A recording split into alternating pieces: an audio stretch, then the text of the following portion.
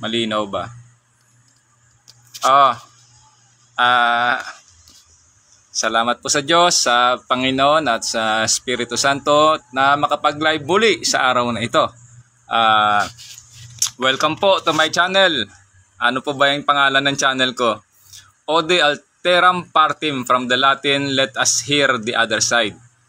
So, balita ko lang po. Meron na namang isang basher doon sa isang comment ko with regards doon sa China. Ngayon, hinamon ko po siya na mag-usap kami live. Tapos sabi ko sa kanya, pumili siya ng kanyang topic na gusto niya. Ano po siya, yung pangalan niya si Tammy Beren Blindhem, o I don't know kung Germanic ito o kuan siya, tawag nito, parang Slavic name niya yung Blindhem niya, yung apelyido niya. So Tammy Beren Blindhem, if you're listening, since you mocked me, insulted me many times, and with ad hominem, I challenge you on an online debate here on Facebook. But sadly, that will not happen. Because why? Tammy Beren Blindhem blocked my account. So nowhere that challenge gonna come into fruition, or it will never happen. Kasi na-challenge ako I've been challenged by Tony Beren Blindhem and those other bashers who think they know everything, who think with their capacity they just can bully other people, especially being a Filipino. Oh, I am a Filipino, but I can speak the language and probably will get better. Okay? So, isang malungkot na balita dahil si Tommy Beren Blindhem, o ano bang pag-pronounce yan? Germanic Binlock niya ako Sabi ko nga sa kanya, kung if you believe with utmost faith that you are sensible, you are cohesive in your thoughts, why don't we go online and have an online discourse? Sabi ko nga, mag-choose siya ng topic niya, pinagmamalaki pa niya na siya ay writer, nakapagsulat siya ng libro.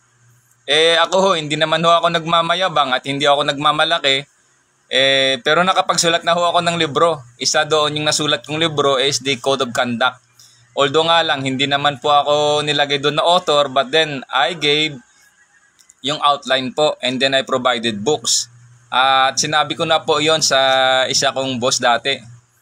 Ma'am Michi, ma'am, salamat ng maraming salamat Ma'am Michi dahil po sa inyong tiwala na ako'y pinagkatiwalaan ninyo, binigyan nyo pa ako ng pamasahe at pambili ng CD at keep the change na. Talaga ho ma'am, talagang ma'am, masarap po sa pakiramdam na bagaman ako'y hindi na-acknowledge, binanggit nyo po sa boss natin na nung time na iyon.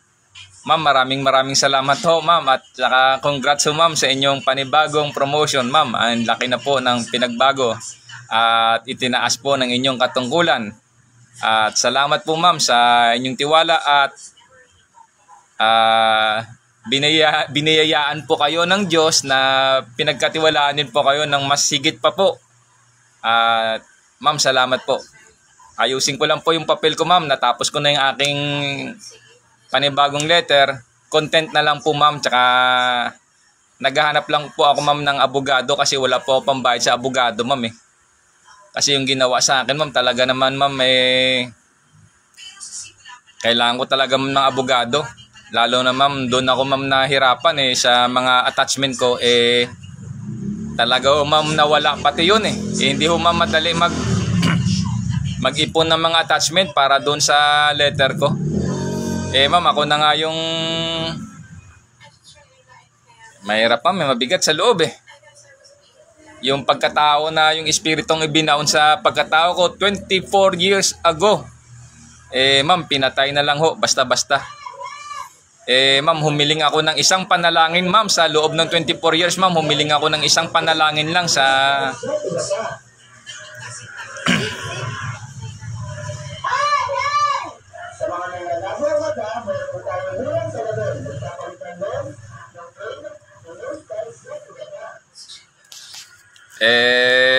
Again ma'am, humingiling ako ng panalangin sa loob ng 24 years. Minsan lang po ako humingi ng panalangin.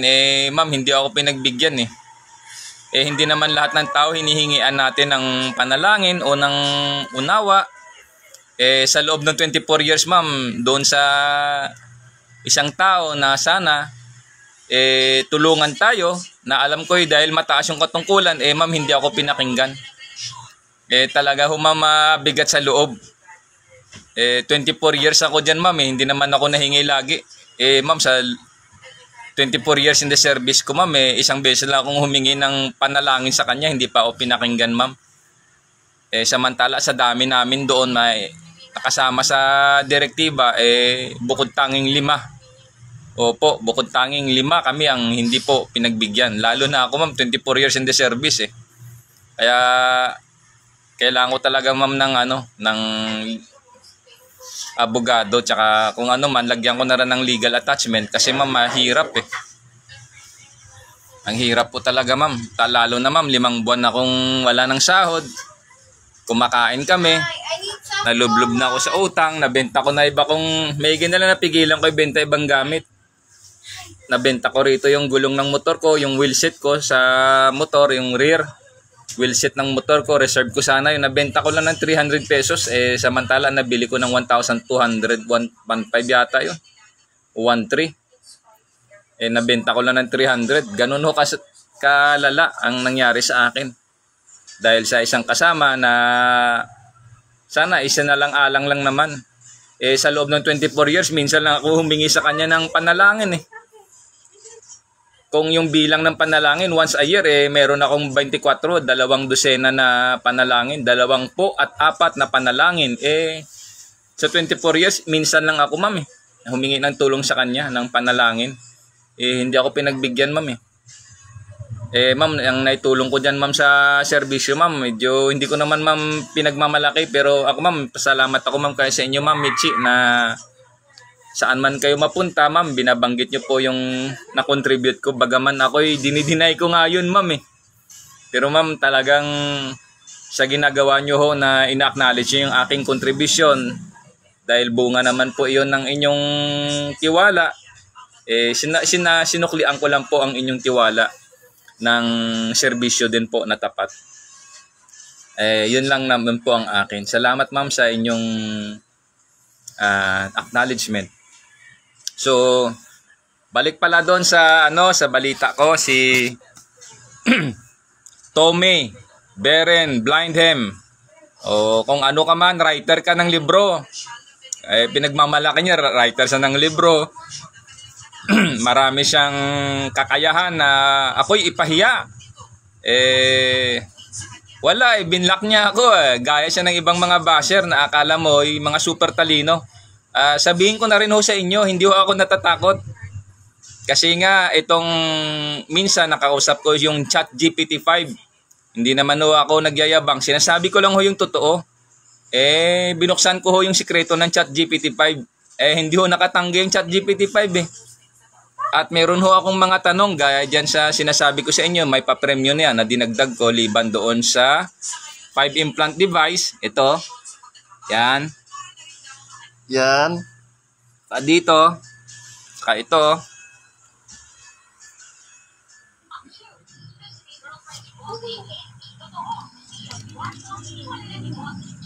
Yan. 5 ho yan. 5 implant device. Yung talino pa. Pwede yon kung gusto nyo yung movie. Ibigay ko na rin yon. Yung movie na binabanggit ko. Mr. Mel Gibson, sir. If you are listening, if this Facebook Live reach your attention, and if you are willing, I'm also willing to share, collaborate, submit my ideas here. If you want to create a movie, sir, it's stuck in here, movie. So, i-include ko na rin yan sa papremyo ko. 5 implant device, yung ideas, yung movie, tapos ano pa ba?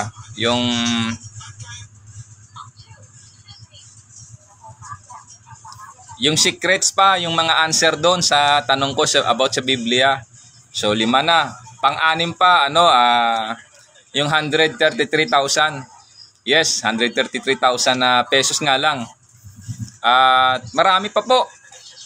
So 7 yung lahat yon.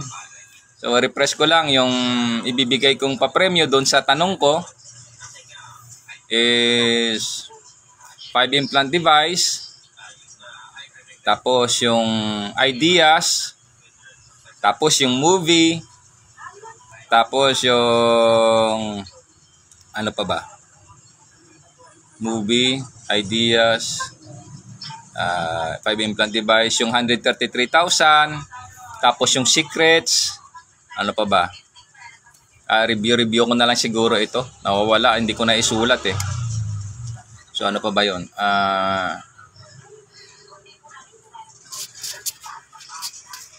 Marami pa. Basta 5 to 7 na prices po ibibigay ko, ipagkakaloob ko po. Kung sino man po willing doon na sumagot sa tanong ko. Ngayon, balik tayo doon kay Tommy Beren Blindem. Pinost ko nga nasa reels ko nasa short story. Nag-a-appear yung masaklap na balita, sad news is that Tommy Beren Blindem blocked my account and the possibility of having a debate or online discourse with him is not possible anymore. So that's the sad news or unfortunate news. So yun po, hindi ako natatakot makipag-debate o makipag-usap man. Sinabi ko nga na pwede rin akong tumakbo, naisipan ko tumakbong senador gaya nito totoo ho yan. Totoo po na nag-iisip na rin po ako ng batas. Meron na po dito sa loob. Pwede rin po yun na ibigay ko.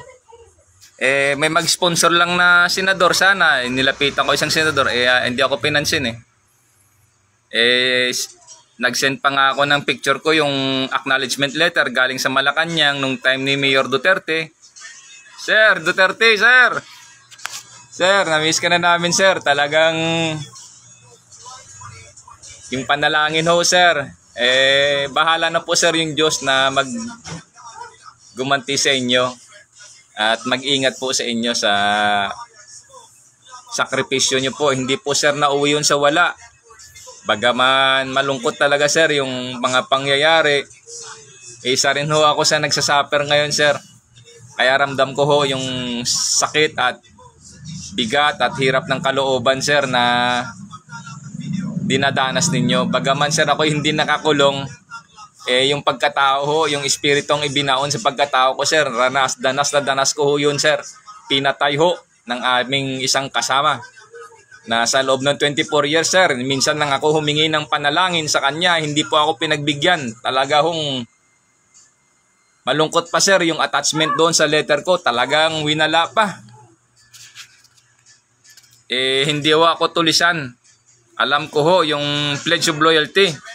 If you work for a man in heaven's name, work for him, speak well of him, and stand by the institution he represents. Remember, an ounce of loyalty is worth a pound of cleverness. And if you must grow, condemn, and eternally find fault, why not resign your position? But when you are in the outside, damn to your heart's content. Remember, as long as you are part of that institution, do not condemn it. Because if you do, the first high wind that comes along will blow you away. And probably, you will never know why. Sir, yan po, yung pledge of loyalty. Alam ko ho yan, ma'am, alam ko ho yan.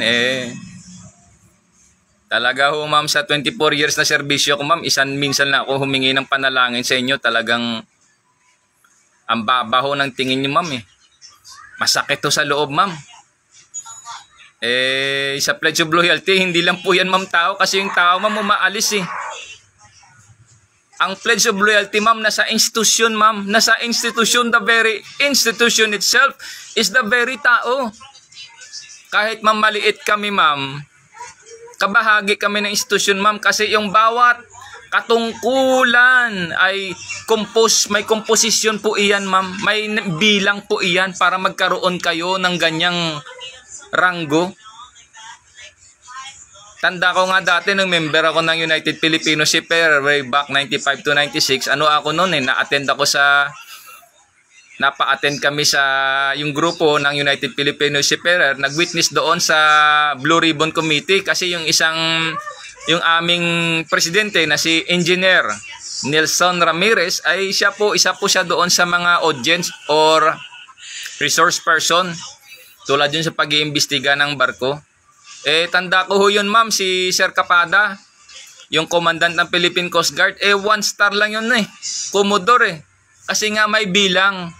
Bandang huli nagtaas ho, nag 2 star, nag 3 star, hanggang sa naging 4 star ho, dahil ho sa may bilang ho kasi. Kaya kahit kami ma'am, maliit man kami ma'am, kabahagi kami ng institusyon. Hindi kami ma'am tulisan Ngayon, kung meron man diyang ugali mga ganyan, bahala na sila. May mga taga-sumbong naman dyan, tagagawa ng mga report. Yun nga lang, meron dyan isa tagagawa ng mga kung ano, ewan kung pinagagawa nila. Kasinungalingan may gaba naman yan.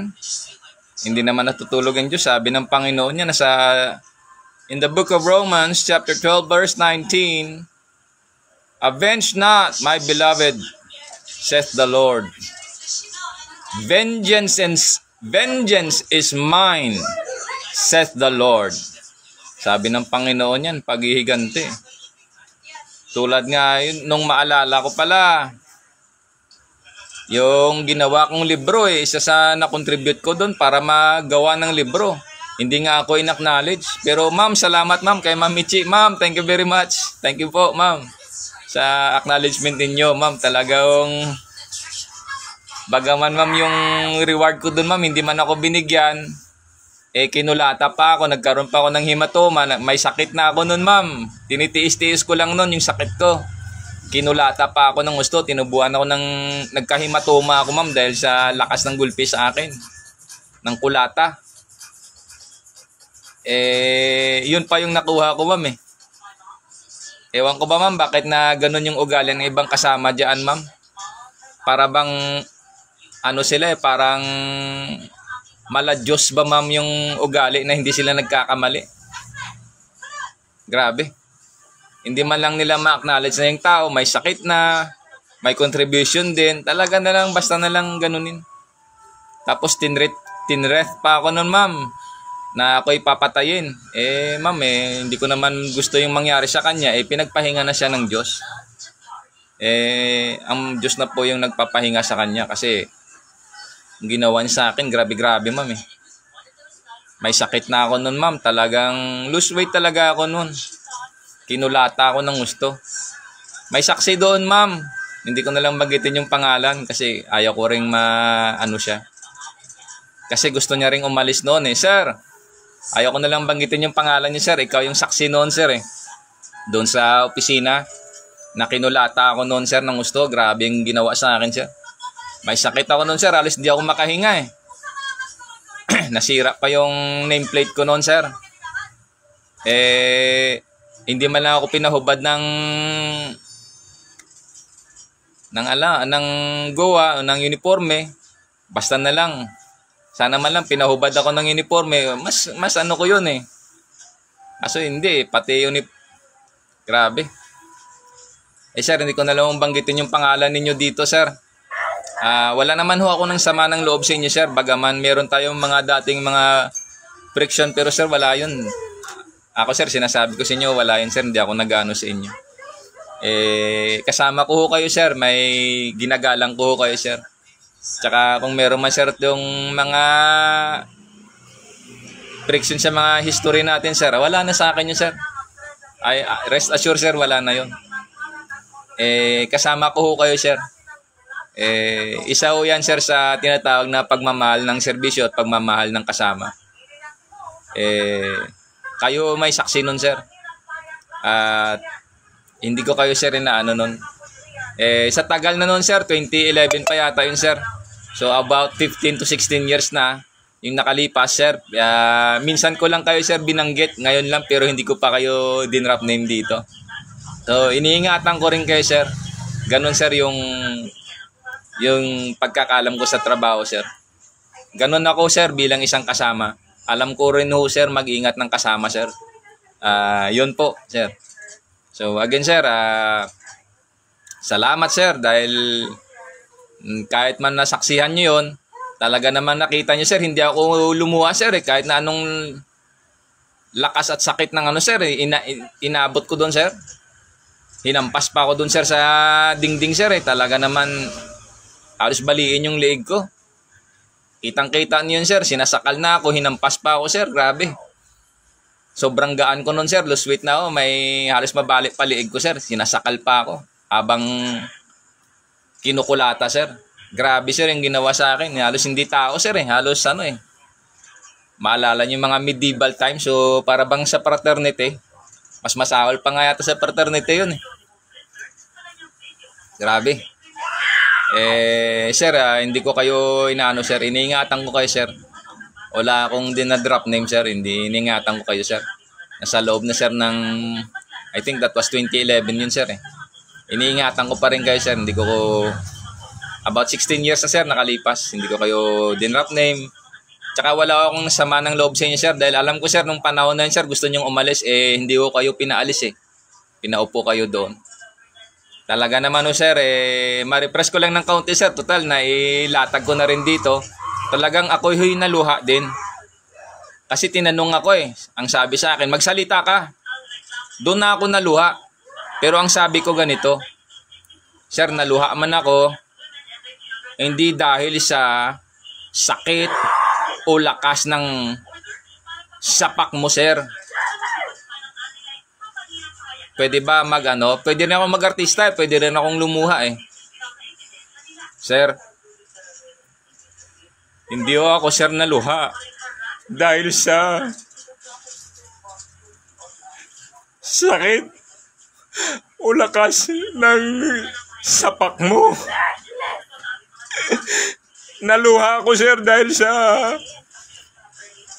ako'y sinisiraan, sir,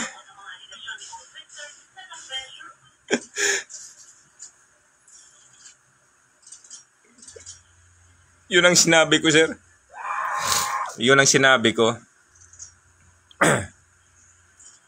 Yun ang sinabi ko na ako'y lumuluha. Sabi ko nga sa inyo, pwede rin ako mag-artista. Hey, Mel Gibson, you have seen me cry. I can act. I'm willing to collaborate with you if you're willing. 100% I'm willing to collaborate. If you want to buy, if you don't want to buy, it's up to you. The choice is yours. I will give you the movie inside here. So, included yan, sa papremyo ko, just in case na merong gustong sumagot doon sa aking tanong. Willing ho ako na ibigay ho yan. Lahat to, pwede yun, mga sikreto, lahat to, implant device, ideas, everything, marami pa. So, ang akin lang kasi, America, you just need to wake up. You better wake up. Time to wake up. Wake up, wake up! Ano ba yung bagay sa Amerika? Awitan ko na lang kayo. Oh, say, can you see by the dawn's early light was so proudly we hailed at the twilight last gleaming, whose broad stripes and bright stars through the perilous fight o'er the ramparts we watch were so gallantly streaming. and the rocket's red glare, the bombs bursting in air, gave proof through the night that the flag was still there. Oh, say does that star-spangled banner yet wave o'er the land of the free and the home of the brave. Hindi ko mapigilan eh. Yun o yung pagkatao ko eh. Siguro what you see is what you get. I have done lying. I am through with that stuff. Tinapon ko na ho yan, matagal na panahon na. I have studied lies and then that's enough. There's no going back. So, yun po. So, Mel Gibson, sir, I have watched your movie, yung Braveheart. Tapos yung The Patriots, talaga naman o. You have done so well. Again, yung Mad Max, sir, bagaman low budget. You did a great job, sir. You have done a great job with that Mad Max. Talagang sumikat, napanood ko yan back in the 80s doon sa kapitbahay namin. Meron no silang Betamax eh. So, yun lang yung akin. So, again, back to Tommy Beren Blindhem. Ayun na ako eh, binlock niya na ako. So, lahat ng mga basher ko, lahat ng mga nag-ad hominem, ayaw ako harapin ng debate eh. They don't want to face me in an online discourse. They have slander, they have mocked, ad hominem, insults. So again, salamat po sa Diyos, sa Panginoon. Nakasulat po yan sa I think in Luke 21 verse 15, ang sabi nga sa debate, huwag kayong mag-isip ng mga bagay na pagdating sa usapan patungkol sa Diyos. Ang Diyos magpapadala ng isang bibig na hindi kayang tutulan ng lahat ninyong mga kaalit. So yun. Ito bang bibig ko? Hindi ho. Yung bibig ho niyan, bibig ho yan ng Panginoon. Bawat labas ho niyan, may tabak yan. Meron lang ako siguro between, yan, pyramid na may mata. Between, pyramid na may mata. May mga sekreto pa. Yan yung isang between, yan. Nakita nyo na. So, hindi naman ako nagpapasamba. Isa lang akong hirap. Mahirap lang po ako. Kaya nga nagtitiis kahit na sana matapos ko. So again, salamat ng maraming salamat sa mga ating viewers, sa my English speaking subscribers. Thank you very much for your time. I hope I did not waste your time. I hope you are staying or following will bear more fruit, goodness and sense. So again, salamat sa Diyos, sa Panginoon at sa Espiritu Santo. Amen.